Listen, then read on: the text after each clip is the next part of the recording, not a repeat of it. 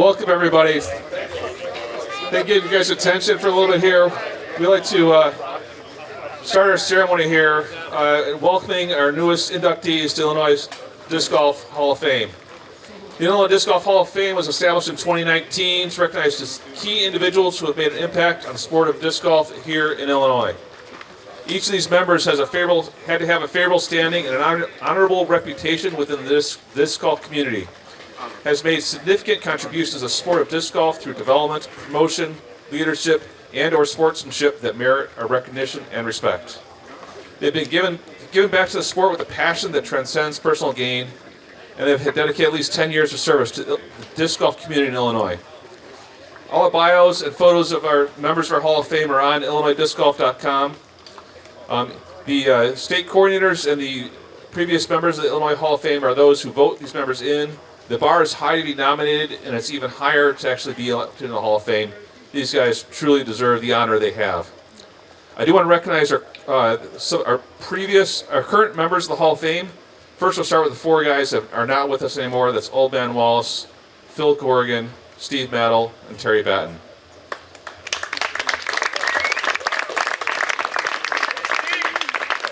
The other members, John Connolly, Paul McAllister, wherever he went, is here.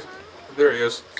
Tom McManus, Brian Cummings over here, Marshall Hopkins, Dale Hockey, Gary Lewis, floating around. I know there's probably behind me someplace in this truck, of course. Wilbur Wallace over here. Jesse has been running the show at Illinois State here. Jesse. Mom Wallace is out here. Barrett White, I know I saw her over here someplace, one side or the other. Where's Barrett? I can't see nothing. There she is, way back there. Kent Schaefer, myself, and Nate Heinold.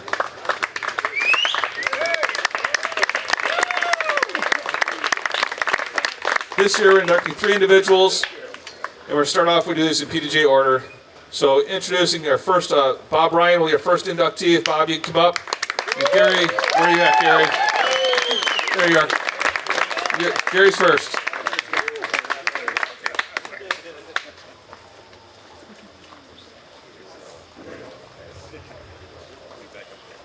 Hey, I'm honored to do this. I've been a friend with Bob Ryan for 14 years. I've competed against him for 14 years. I know his game pretty well. 40.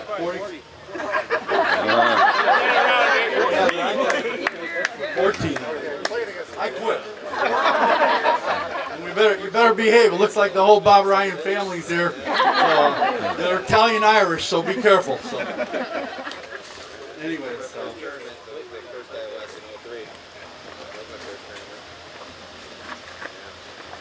Bob Ryan first arrived in Joliet at West Park in 81, the fall 81. He never played disc golf before, but what people don't know is he was a one-man guts player for over 10 years before that. He played at guts in Melrose Park. He developed an Anheuser shot. It was very effective. He was probably the most powerful player. And so he played his first disc golf in 81 at West Park. Within 6 months, he was at Otter Creek. He tied for second with Phil McAllister, Joliet's best player. Only guy beat him was Dave Greenwell. And that was in 82, 6 months later. Phil and Bob battled for several years. Bob tried to go to the World Championships that year in LA, but his car broke down in Colorado. His truck, I think. The next year he won the Illinois State. The guy had only been playing here a year and he already won the Illinois State. His first. In 84, 85 he continued to win, developed his game. The guy had big power, 450 plus, extremely accurate, powerful roller, terrific putter, and intangible was that he really had the will to win. This guy liked to win, let me tell you. And here's where he really peaked. In 86 he went to the biggest tournament in the country, Edgewood Electric Open, in the eastern part of the country, and he went by himself. This was a big tournament in Cincinnati. He had the biggest club at the time. They had the most courses, and they had the best sponsor, and a terrific tournament. It was a low entry fee and a big player's purse. And Bob played after 2 rounds. The first day he was 14 under, or 14th place. The second day in the 3rd round, this guy did something that doesn't happen very often. He shot at 16 holes, he shot 16 deuces. He ended up 17 under and 4th place. He went into 4th place in the final round against world champion Johnny Sias, David Greenwell, and Steve Weisskopf, future big champions. Bob, he was behind him already. He got a bad start, but he turned it on, and he actually won this tournament. Probably 100 strong players. So a big win for this guy. The next year in '87, he went to Toronto Worlds. This was an island course. We had to take a ferry to get to it. It was really cool. And he got 12th place in the World Cup. In '88, we were back in Cincinnati. And this is really when Bob was peaking at his best. Cincinnati Worlds, he got 9th. And there was a lot of players, and he beat a lot of players. For the next 15, 20 years, he became one of the most dominant players in the Midwest. I used to think he was the Happy Gilmore of disc golf because he had big power and he threw all the discs in all the trophies and drove around in the back of his car. You had to ride with him, you're sitting on trophies. He also has designed courses. He designed the original Oak course. He built the baskets, then later moved it all to Lombard. He had to build more baskets. Baskets there are his baskets at Lombard. He also did many other things. He made signs for disc golf tournaments, and if you don't know it, Bob is absolutely a tremendous craftsman. This guy's really skilled carpenter. So in closing, he played 43 years in PDGA events consecutively, 4 decades in the open division. He won 80 PDGA tournaments. He played in 10 world championships, tying Phil for 10. Matt was the only guy that got more. He had 15. And most of those world championships, he made the finals. He's the only 4-time Illinois state champion. And one of those, he beat world champion Barry Schultz in West Park in the playoffs. So Bob Ryan is one of the best players ever in the Midwest.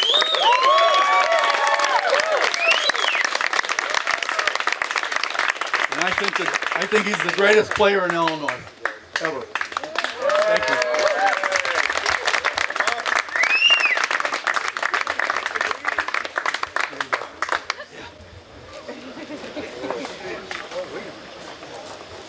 Got it this one. I did a little work at Steve Nail's house. He passed away. He did a little work and didn't get nothing for it. This is one of Bob's old discs. He used to putt with. Got Steve did and Bob wanted it. Wow.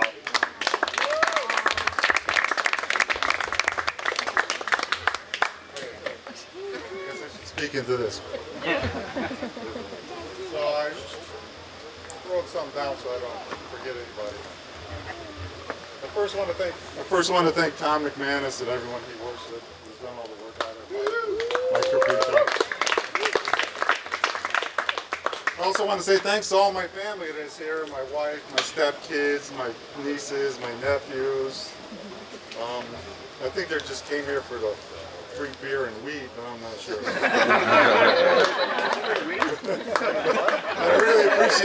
I really appreciate them being here. Hey, you didn't say brothers and sisters. I want to acknowledge the people that really made the disc golf possible in Illinois. Without these guys, no one would be here today. I want to say Paul McAllister, who started here in Joliet, Gary Lewis, who just was speaking to you, who took over for Paul when Paul was done, and has been doing this for decades. And then you also have Brian Cummings. Also, you know, he took over. He pretty much ran everything in northern Indiana. And then Phil Corrigan, who introduced me to disc golf. Obviously, he's not here anymore. We're going to miss Phil. And Terry Batten from Sterling, Illinois. Yeah. First tournament we had here, we were throwing disc at poles and landing them inside chicken wire. That was in 1982, before he had any baskets. Dale Hockey, who started object golf, throwing at trees and light poles in a lot of cities. And then Marshall Hopkins from Peoria. Those are the guys that started everything in Illinois. And without those guys, I don't think anybody would be here tonight. So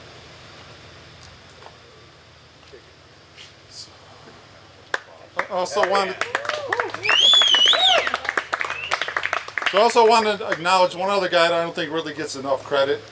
for everything he does. Gary was talking about me being a craftsman. I just want to mention Dale DeSasso, who's been making trophies. Who's been making trophies for what, 25 years? I'm making thousands of trophies. Doesn't ask for anything in return. I don't think he gets enough credit for that. So here's to you, Dale.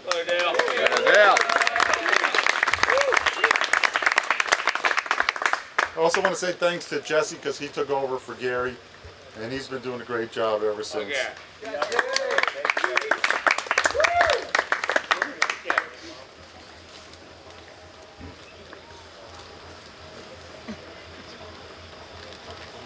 So I also want to say, this, this Hall of Fame thing is not about me. It's about, all these guys that started everything and ran all these tournaments and allowed me the opportunity to play in all these tournaments.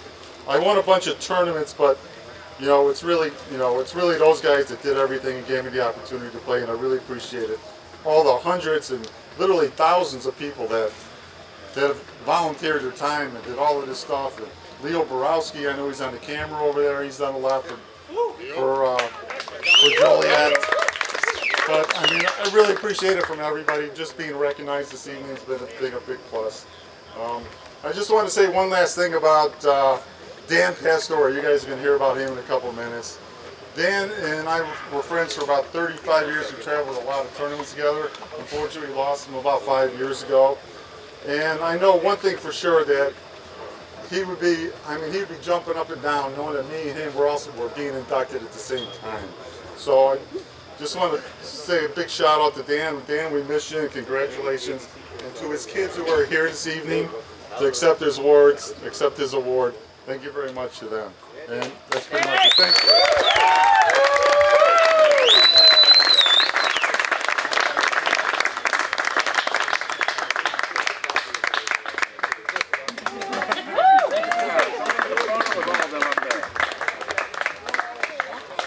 All right. Introducing our next inductee is Dan Pastore Jr. Dan, where are you at? Along with Brian Cummings. So.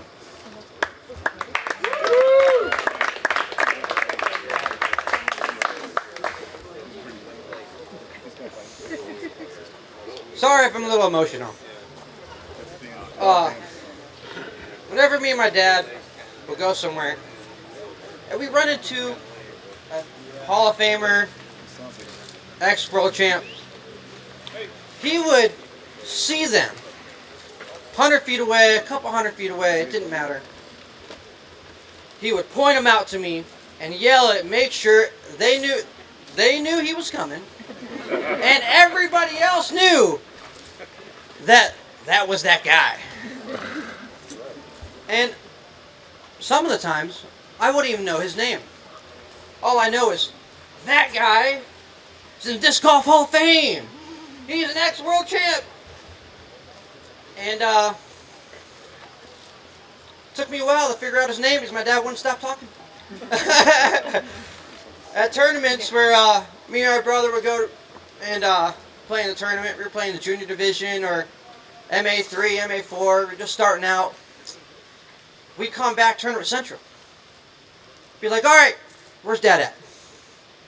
We'd be like, all right, let's close our eyes. Let's focus on our hearing. And we would find him really quickly.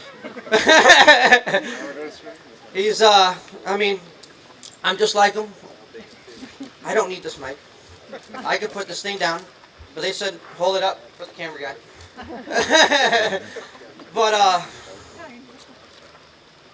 But yeah, he was always a character.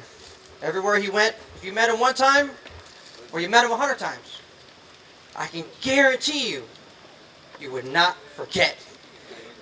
He was a guy who made an impression.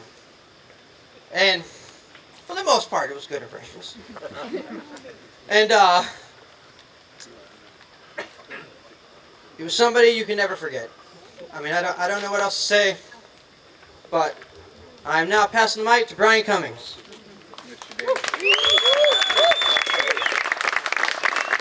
I was looking forward to this, but I'm probably going to get a little emotional. But it's really an honor to be here with all my friends and disc golf family and Hall of Famers. I met Danny in 1986. We had just put Riverside Park in. He was a youngster. He fell in love with the game immediately. And him and I became friends. He went to college. He came from a big family and worked his way through college. We met Pat Perry, who's not here tonight. I got a little thing on the phone I got to read that Pat said about him. Then he got married, and lo and behold, he had Dan Jr. Now let me tell you, Dan Jr. is now playing pro. And back in the day, when he was like in the stroller, Danny would walk around the course with him while we played, and he was learning disc golf at 1 or 2 years old.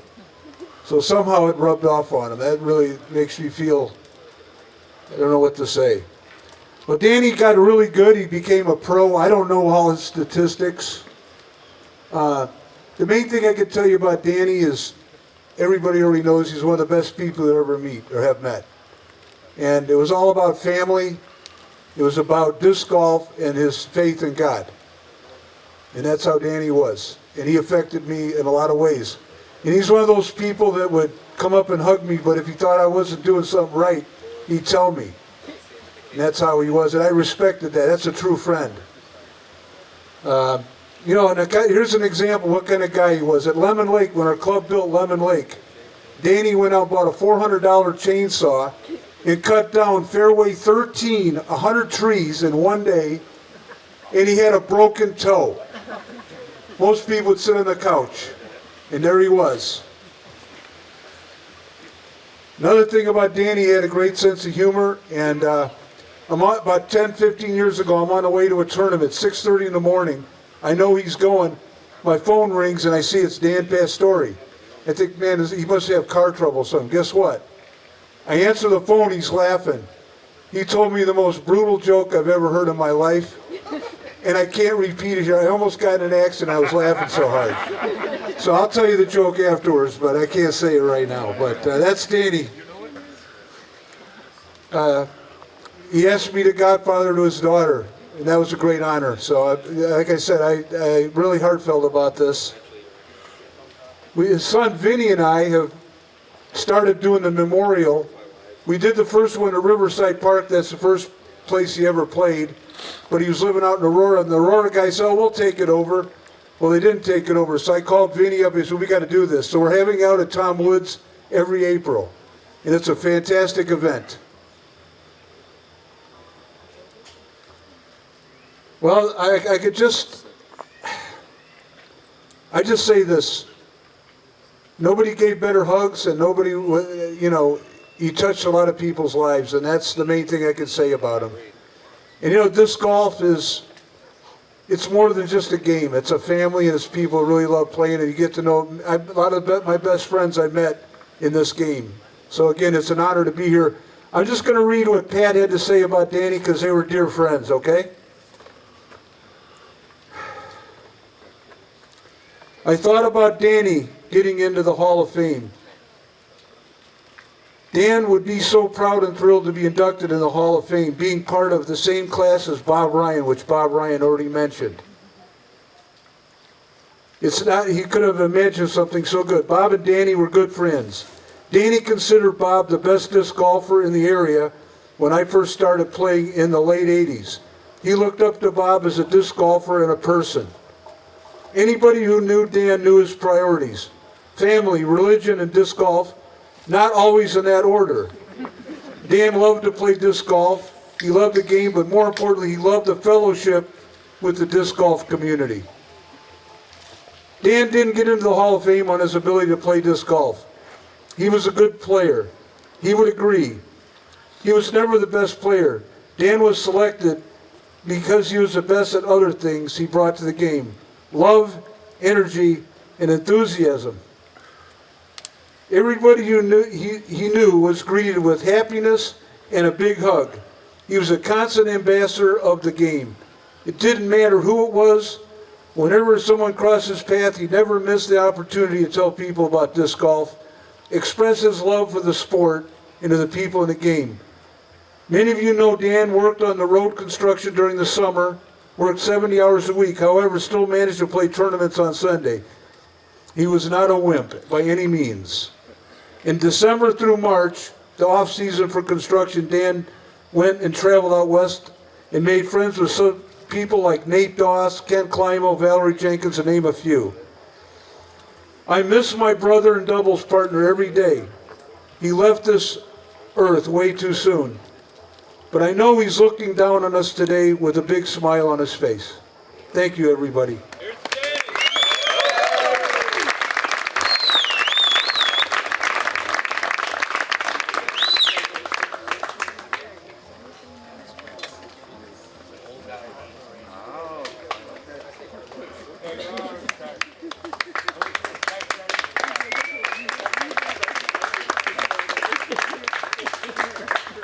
And our third inductee today is Chris Sprague, and introducing him will be Anthony Rodriguez.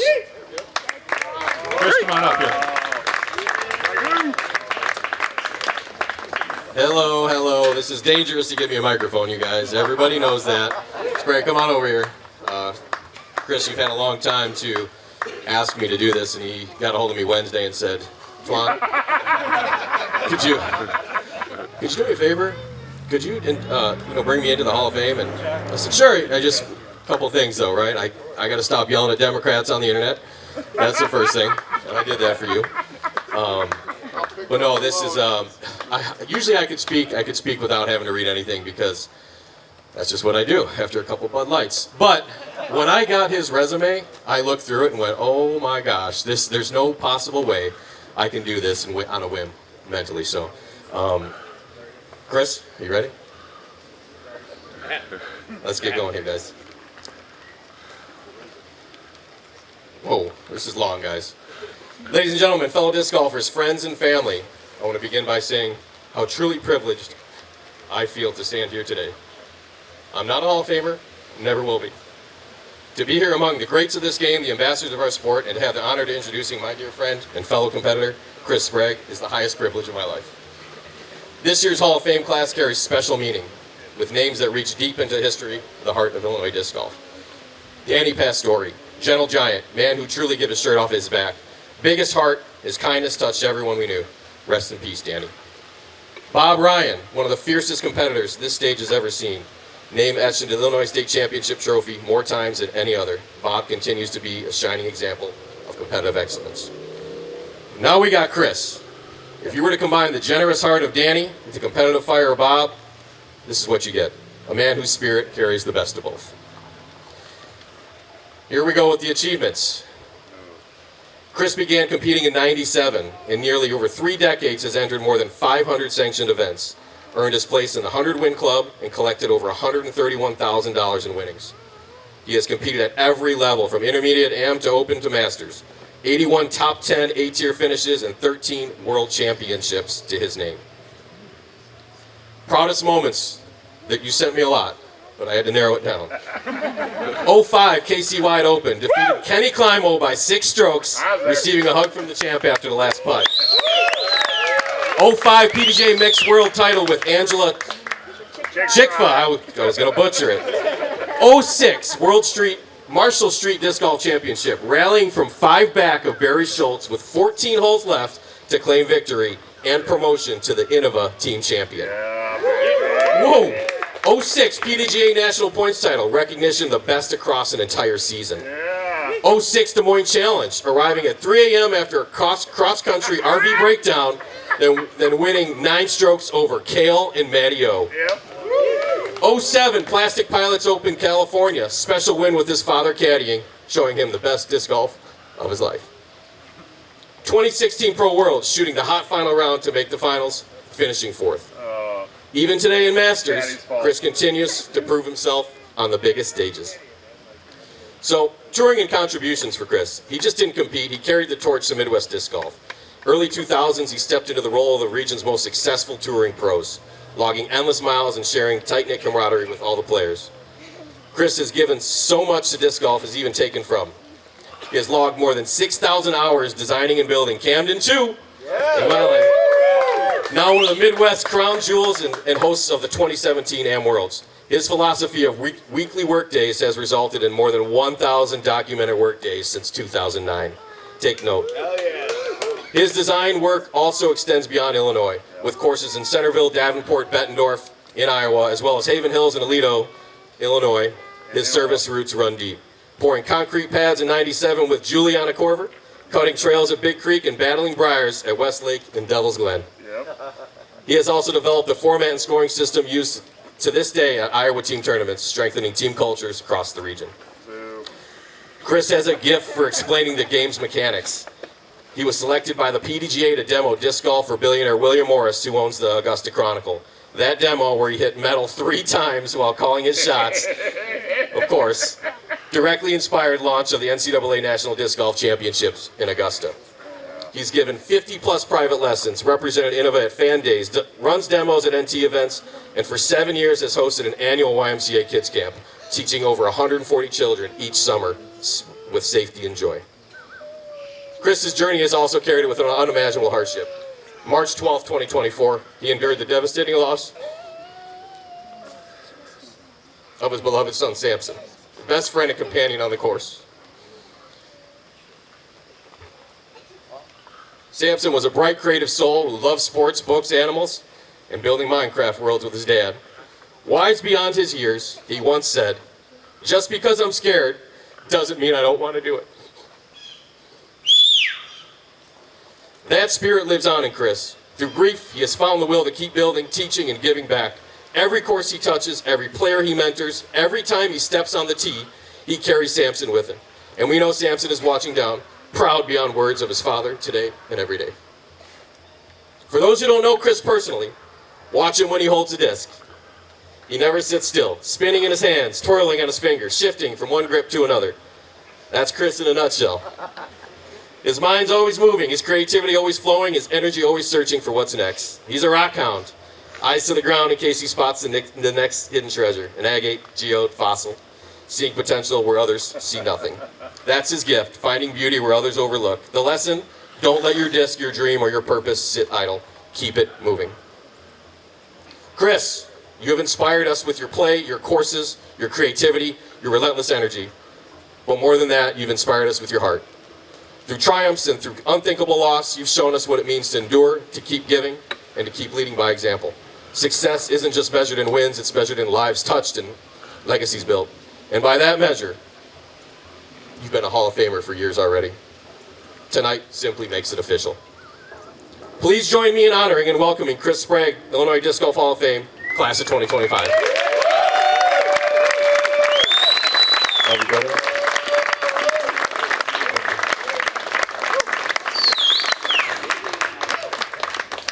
Al wanted to give this speech.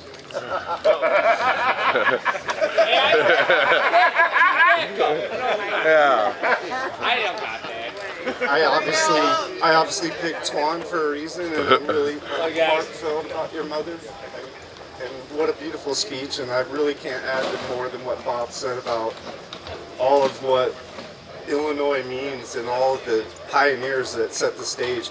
Literally, when he mentioned Juliana and we were pouring tea pads, I got a Sinisippi disc from her and a McNaughton disc. Those were courses that were legendary, they were mythical. And when I got to see them, I was impressed beyond words. And so I took that home and I built Camden 2. I designed it for the women. I designed it for Women's Nationals, and I'm really mostly honored that the men love it too, because what a beautiful person to design to. You guys are great.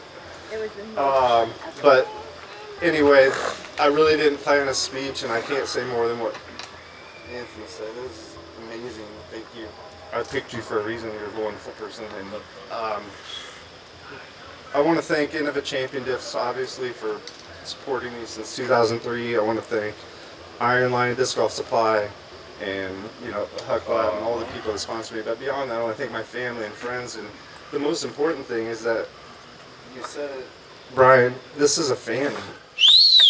We have family, but then when we come out here, we realize like there's more, there's community, and disc golf's a very special place. As we travel the world and we see people, it's amazing. It really is. And I one time, I'll tell you a quick story. I traveled to California for my first big tournament. I flew out there and I didn't renew my driver's license, and they let me fly, but when I got there they said, we're not going to rent your car. So I'm standing on the side of the road in San Francisco, and I call Justin McClune and I say, you know, I don't know what to do. He calls Disc Golf Dude, who had a legendary bet with Climo, had to shave his head at the Memorial. This guy drives an hour and a half, picks me up, he signs up for the tournament and drives me every day to the tournament back and forth from his house. It's a 3-hour drive round trip, and that is the epitome of disc golf. At the end of the day, that's what everybody here represents to me, and that's why I keep doing it and keep coming and keep wanting to share that same energy that's been given to me all these years. So thank you so much. Thank you.